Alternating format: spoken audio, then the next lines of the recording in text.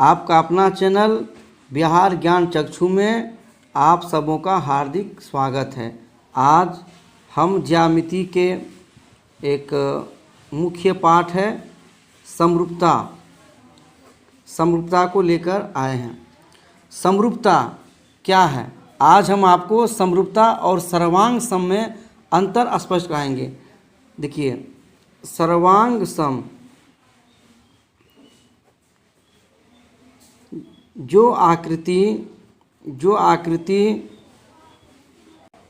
माप एवं आकार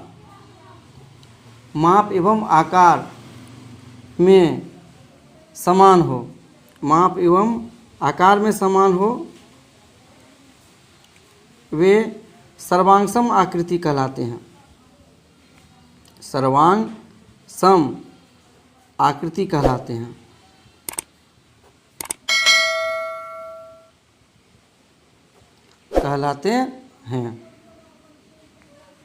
जो माप एवं आकार दोनों में समान हो, वे सर्वांग सम आकृति कहलाते हैं।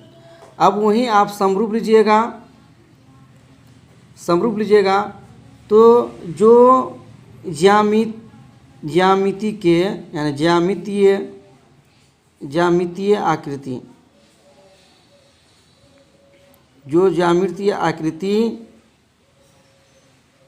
रूप अर्थात आकार में समान हो, वे समरूप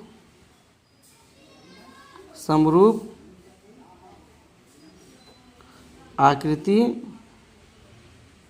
कहलाते हैं। यहाँ स्पष्ट हो गया, जो सर्वांग सम होगा वो माप और आकार दोनों में समान होगा, और समरूप जो होगा केवल वो आकार में समान होगा। दो त्रिभुज यदि सर्वांग सम है तो दोनों त्रिभुज की संगत भुजाएं समान होगी, दोनों के संगत कोण समान होंगे। लेकिन समरूप त्रिभुज है, अगर दोनों त्रिभुज यदि समरूप है तो उनके संगत कोण बराबर होंगे, परंतु उनकी जो संगत भुजाएं हैं वो समानुपाती होगी। तो देखिए, हम जो है आज त्रिभुजों की समरूपता से संबंधित कॉन्सेप्ट को क्लियर करेंगे। त्रिभुज की समरूपता, इसमें एक बात और आता है, जो त्रिभुज आपस में सर्वांग सम है वे समरूपी होंगे।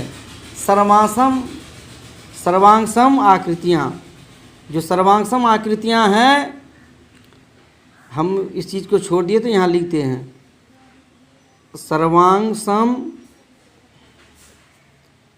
आकृतियाँ सदैव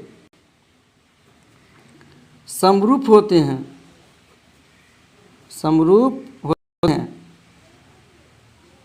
परंतु समरूप आकृति सर्वदा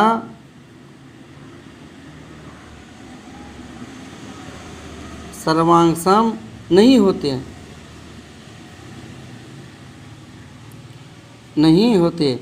स्पष्ट है, दो सर्वांग सम त्रिभुज है तो दोनों त्रिभुज समरूप हो सकता है, दोनों सर्वांग सम त्रिभुज आपस में समरूप भी हो सकता है। लेकिन दोनों त्रिभुज यदि समरूप है तो ये जरूरी नहीं है कि दोनों सर्वांग सम होंगे।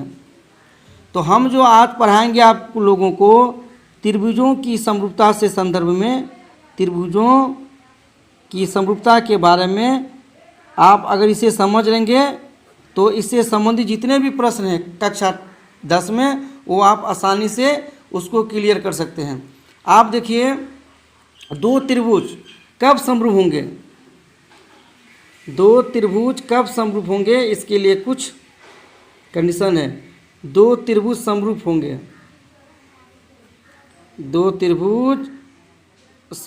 होंगे। पहला कंडीशन है, यदि दोनों त्रिभुजों के दोनों त्रिभुजों के संगत कोण आपस में बराबर हो। आपस में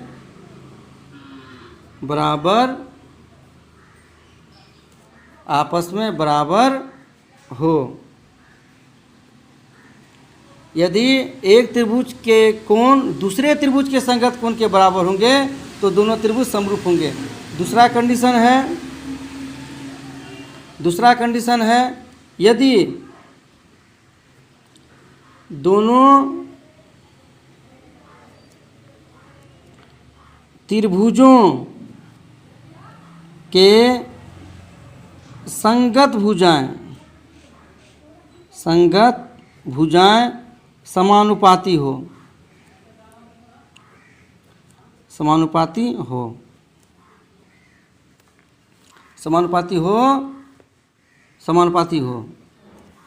यदि एक त्रिभुज के संगत कोण दूसरे त्रिभुज के संगत कोण के बराबर हो, या एक त्रिभुज की भुजाएं दूसरे त्रिभुज की भुजाएं यानी दोनों त्रिभुज की जो संगत भुजाएं हो वो आपस में समानुपाती हो, तो दोनों त्रिभुज समरूप होते हैं। ये दो कंडीशन है। इन्हीं दोनों कंडीशन के आधार पर त्रिभुजों की समरूपता दी जाती है। हम एक उदाहरण लेंगे। एक त्रिभुज लेते हैं ABC। ये त्रिभुज है ABC और ये त्रिभुज लेते हैं हम, इसका नाम है DEF। तो देखिए ये दोनों त्रिभुज कब समरूप होंगे? ये कोण A का संगत कोण D और D आपस में बराबर है। कोण B का संगत कोण जो है कोण E के बराबर है, और कोण C का जो संगत कोण है वो कोण F के बराबर है।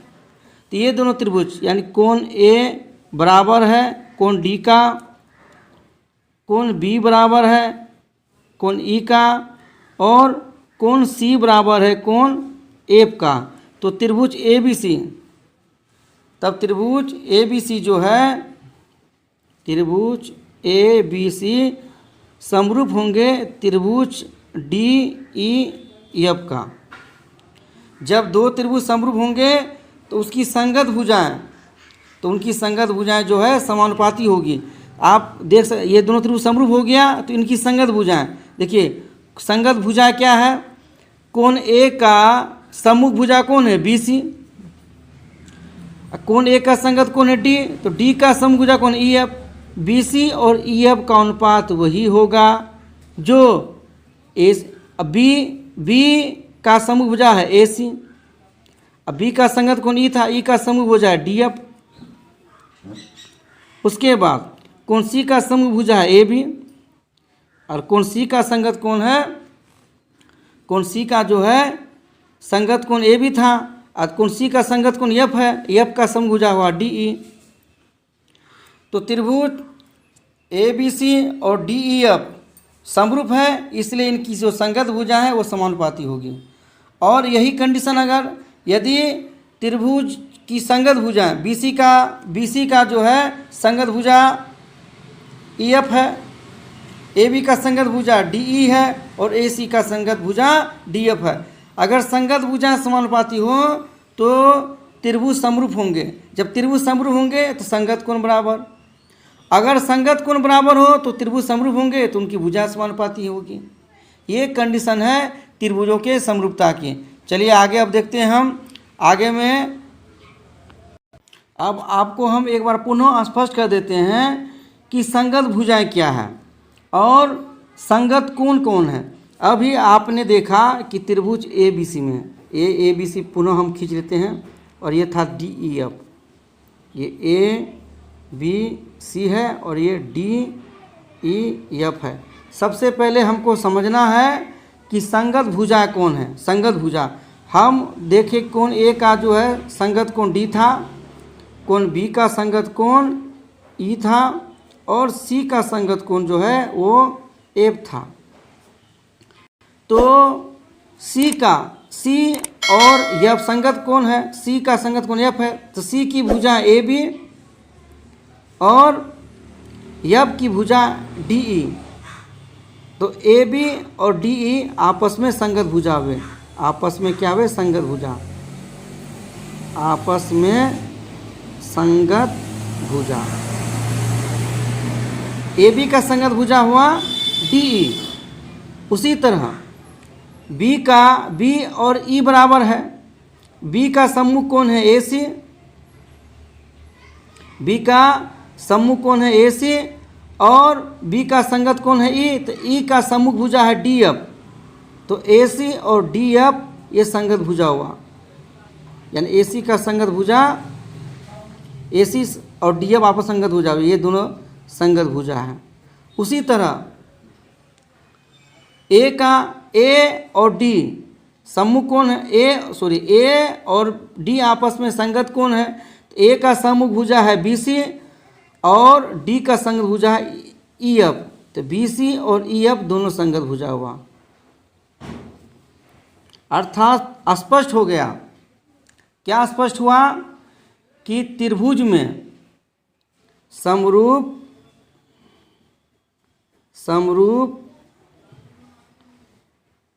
त्रिभुजों में संगत कोणों की सम्मुख भुजाएं, संगत कोणों की सम्मुख माने सामने की, संगत भुजाएं, कोणों की सम्मुख भुजाएं संगत भुजा कहलाती है, संगत भुजाएं कहलाती है। ये हमारा संगत भुजा का परिभाषा भी हो गया और ये कॉन्सेप्ट भी क्लियर हो गया। अब हम चलेंगे संगत कोण के बारे में। अब आप देख रहे हैं कि ए बी और डी का अनुपात बराबर है ए सी और डी एफ का, और यहाँ बी सी और ई एफ का। तो देखिए ए बी और डी ई अनुपात में है, ए सी डी एफ के अनुपात में है, बी सी ई एफ के अनुपात में है। तो ए बी जो भुजा है, यहाँ ए बी है, ये ए बी भुजा है, ए बी भुजा का सम्मुख कोण कौन है, कोण सी, और डी ई, ये डी ई यहाँ आ गया, डी ई यहाँ गया, डी ई के सम्मुख कोण कौन है एफ, कोण सी और कोण एफ, कोण सी और कोण एफ, ये दोनों संगत कोण हुआ, संगत कोण। अब यहाँ देखिए ए सी, ये ए सी है, तो ए सी का सम्मुख कोण कौन हुआ बी, ए सी के सामने कौन है बी है, और ये डी एफ के सामने कौन है ई, तो कोण बी और कोण ई जो है ये संगत कोण हुआ। उसी तरह अब यहाँ बी सी और ई एफ का अनुपात है, तो बी सी का सम्मुख कौन है ए और ई एफ का सम्मुख कौन है डी, तो कोण ए का संगत कोण हुआ कोण डी, कोण ए और कोण डी आपस में संगत कोण है। अब हम लोग संगत भुजा और संगत कोण में स्पष्ट हो गया। अब हम लोग जो है त्रिभुजों, समरूप त्रिभुज का जो कुछ अभी लक्षणीय गुण होता है, माने कैरेक्टरिस्टिक प्रॉपर्टी जो होता है, अभिलक्षण गुण, ये पढ़ेंगे। दो समरूप त्रिभुजों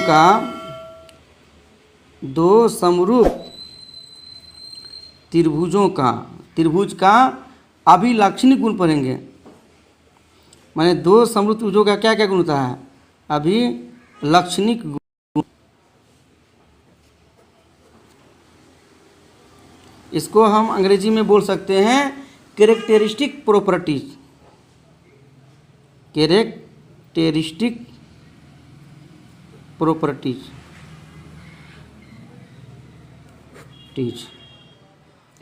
तो देखिए जब दो त्रिभुज आपस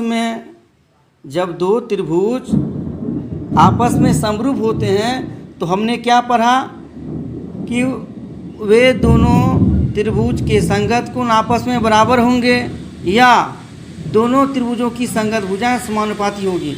जब किसी त्रिभुज का एक कोण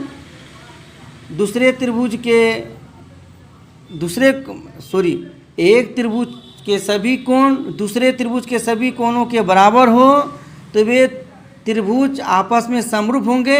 जब त्रिभुज समरूप होंगे तो उनकी भुजाएं समानुपाती होगी। फिर यदि दो त्रिभुज के संगत भुजाएं आपस में समानुपाती है तो दोनों त्रिभुज समरूप होंगे। यदि दो त्रिभुज की भुजाएं आपस में समानुपाती हो तो दोनों त्रिभुज समरूप होंगे। जब दो त्रिभुज समरूप होंगे तो उनकी संगत भुजाएं संगत कोण बराबर होंगे।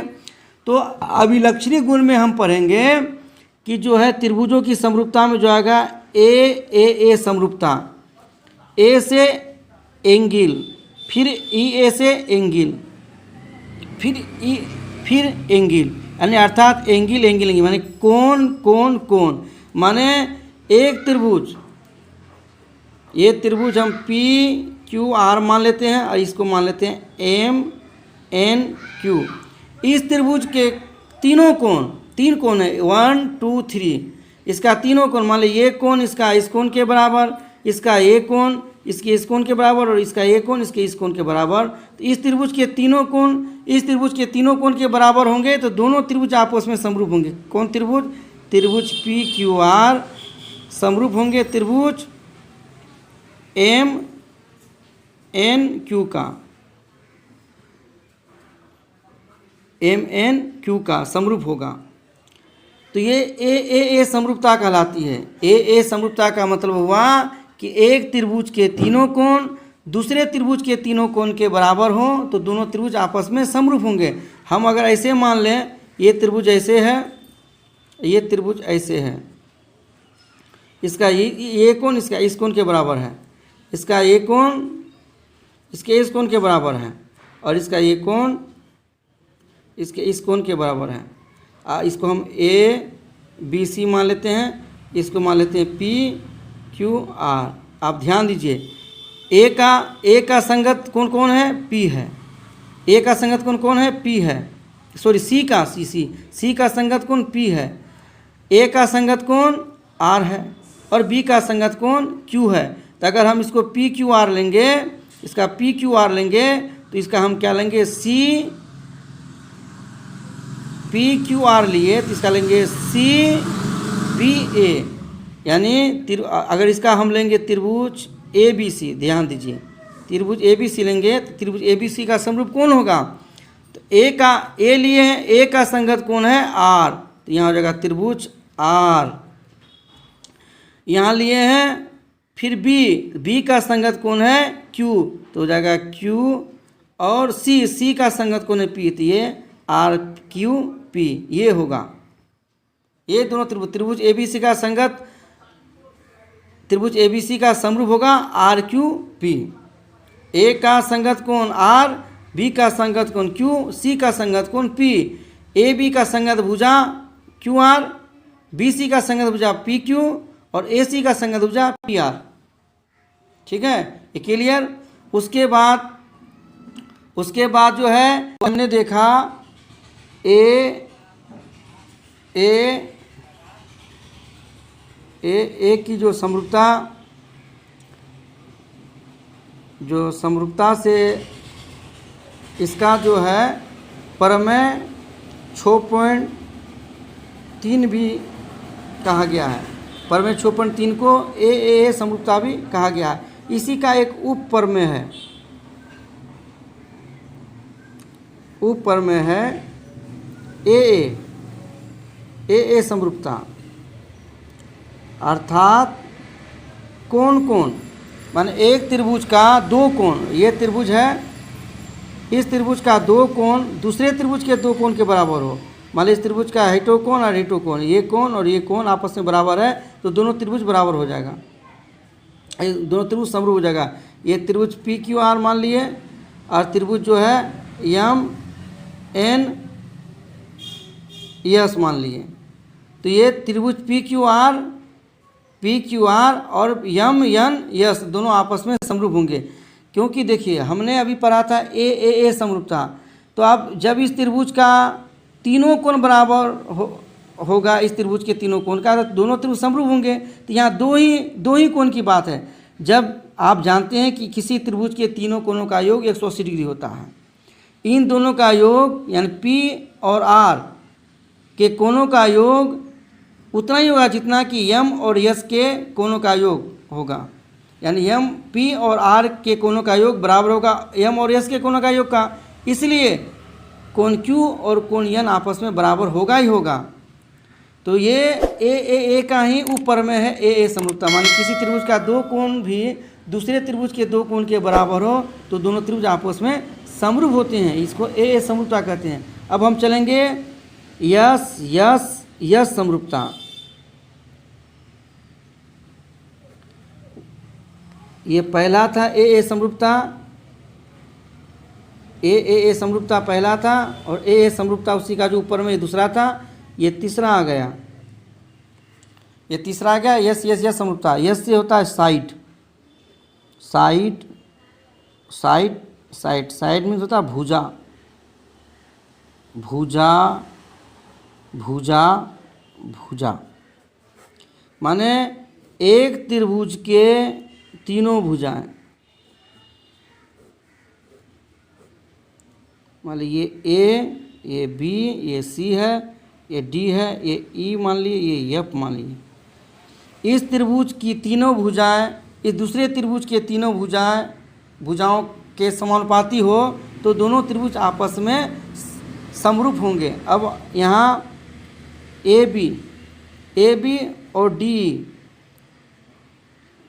ए बी और डी ई, या ए सी और डी एफ और B C E F, A B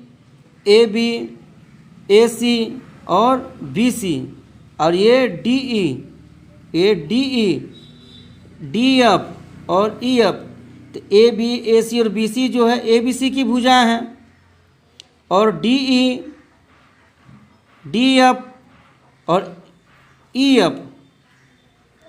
F ये दोनों डी ई एफ, ये तीनों डी ई एफ की भुजा हैं, इनका अनुपात समान हो, यानी दोनों त्रिभुज की तीनों भुजाओं का अनुपात समान हो तो दोनों त्रिभुज आपस में समरूप होंगे। ये हम पहले भी बता दिए थे। इस जो है समरूपता के नियम को हम लोग बोलते हैं यस यस यस समरूपता, माने एक त्रिभुज की तीनों भुजाएं दूसरे त्रिभुज के तीनों भुजा के समरूप हो, समानुपात में हो तो दोनों त्रिभुज समरूप होते हैं। अब जब दो त्रिभुज समरूप होंगे तो उनके जो है संगत कोण बराबर होंगे ही। और एक ठो समरूपता में आता है यस ए यस समरूपता, यस ए यस समरूपता। इसको जो है प्रमेय 6.5 भी कहा गया है, माने दो भुजाओं के बीच का कोण, ये भुजा कोण भुजा, ये side angle side angle side में आ जाता है। अब आप देखिए जैसे ये त्रिभुज है, ये त्रिभुज है ए बी सी मान लेते हैं, और इस त्रिभुज को मान लेते हैं डी ई एफ मान लेते हैं। तो ये कोण ए और कोण डी दोनों आपस में बराबर है, और ये इस कोण को बनाने वाली भुजा ए बी और ए सी, ये जो कोण ए है किससे घिरा हुआ है, ए बी और ए सी से, और ये जो डी है किससे घिरा हुआ है, डी ई और डी एफ से। माने ए को अंतर्गत करने वाली भुजा है ए बी और ए सी, और डी को अंतर्गत करने वाली भुजा है डी ई और डी एफ, यानी कोण ए